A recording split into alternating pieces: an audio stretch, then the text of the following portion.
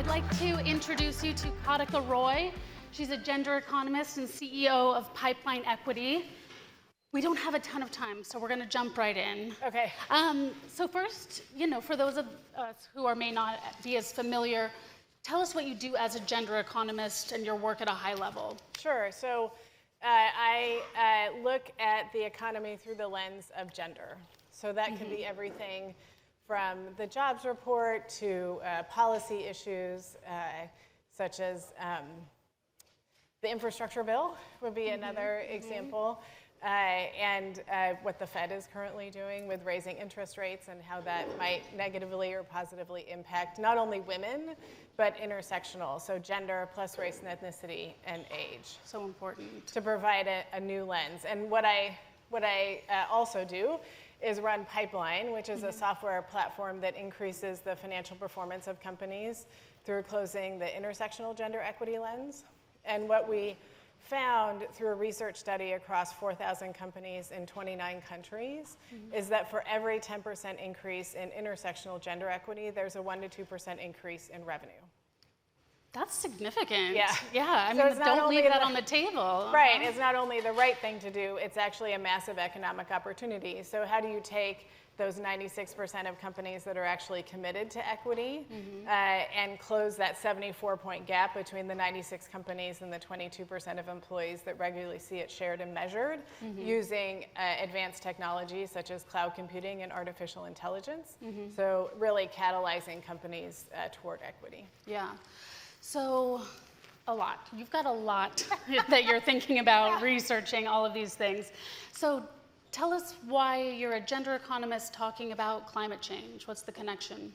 Yeah, so often we think about policy issues as vertical issues, right? So we think climate change and we think gender equity. I mean, you could look at the United Nations SDGs as examples.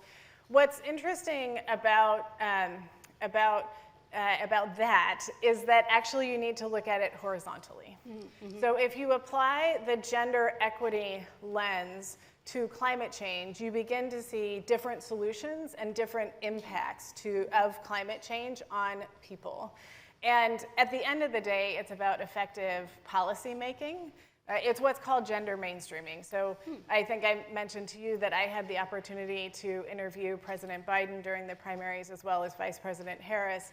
And one of the things, and President Biden gets this, I'm not a spokesperson for him by any stretch, but he understands that by applying the gender lens to every single policy issue, which our northern neighbor Canada does. This is actually part of what they do from a federal perspective. We actually get more effective and sustainable policy solutions. And this sounds a lot like the systems thinking that we've been talking about. So maybe give us some examples of what this horizontally integrating gender equity into the climate conversations looks like. Yeah, so for instance, if you look at both the effects and then the conversations around climate change, if we just look at the effects, women are 80% of climate refugees. So we're 50% of the world's population, but we're overrepresented by 30 points in terms of the actual impact. We also are more likely to be impacted in terms of our jobs, et cetera, when there's a disaster. And yet, if you look at conversations around climate change, we are underrepresented by almost half. So in the United States, we're 27% of Congress, but we're 25% of parliamentary bodies globally, and yet we're 50% of the population. So we have an imbalance there. Yeah. And we know, for instance, that countries that have more women in elected office actually are more likely to be able to reduce carbon dioxide emissions. Yeah, I mean, your research on this is really fascinating. I know women in government are more likely to sign international treaties, for example. Yeah. So why is that? Well, it's two pieces. One is their lived experience, right? So if you, and a parallel example of this, which doesn't have anything to do with climate per se, is in 1992 was the first year of the woman when the United States elected the most number of women to Congress, or actually, and to the United States Senate, which for anyone who doesn't know was 6 women in the 6, in the U.S. Senate. But the piece of legislation that was passed after that was the Family Medical and Leave Act, and that for its time was pretty, a pretty significant piece of legislation. And what that does is actually include more women and children. It improves the lives of women and children, but in particular, it increases women's labor force participation. Mm-hmm. So would you say that's kind of the number one solution, more women in government? It's one of the solutions. Mm-hmm. Okay. But the other piece of that solution is also increasing gender equity in corporations. So we know that gender equity in corporations actually begets gender equity in political spheres for two reasons. One, you have to fund your campaign, and that's a very real thing in the United States.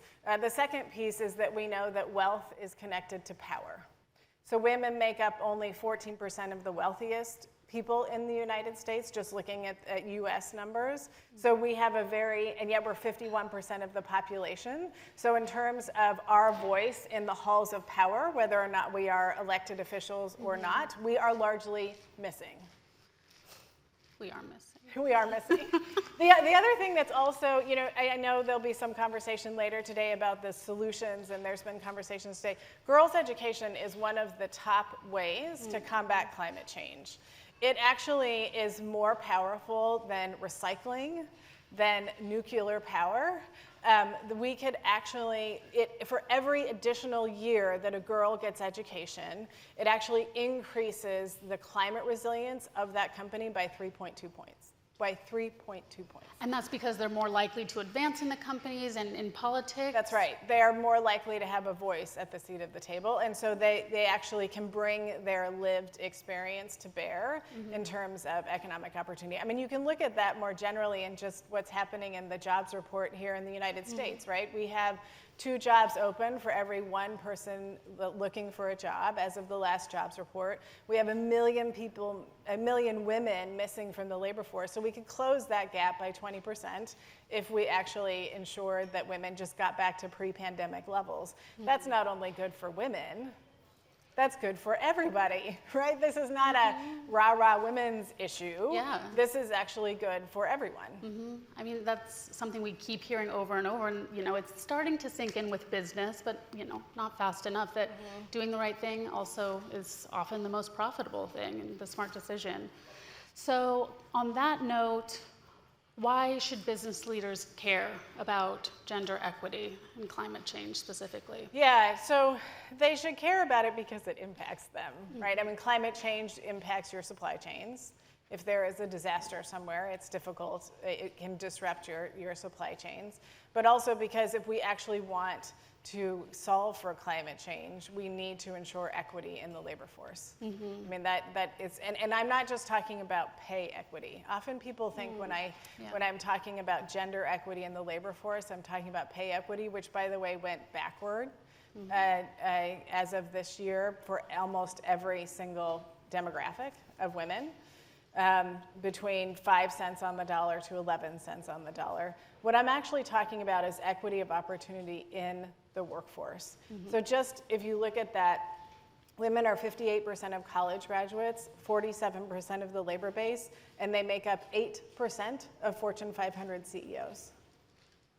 I'm talking about not ensuring that the pipeline of women leaks at the very first promotion, which is what we find, right? That on average, men are promoted at a rate of 21% greater than women. Wow. That gap actually doubles for black women.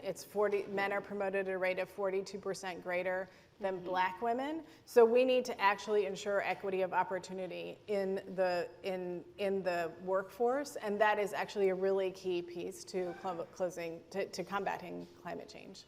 And maybe if you could just talk a little bit about the nuance between equity and equality in these conversations. So that's a great question. The best way, the simplest way to explain it is that equity is about understanding that not everybody's starting line is the same. So some people may have seen a video around the inclusion walk where you say different things and you either get to take a step forward or a step back. The other piece of that is if you, David, and myself were trying to look over a fence, And none of us could do that without a box. Equality gives us all the same height boxes. Yeah. Equity gives the height box relative to our height and the height of the fence to ensure that we can actually see over the fence. So we need to understand, and oftentimes when we, even in public policy solutions, we have a narrative around women that is not inclusive. I'll give you one example in the United States. Women are 40% of breadwinners in households in the U.S. in U.S. households with children under the age of 18. So in this sort of post-pandemic, we need childcare, we need paid leave. That's certainly part of the solution, but there are 16 million breadwinner moms in the United States who support 28 million children.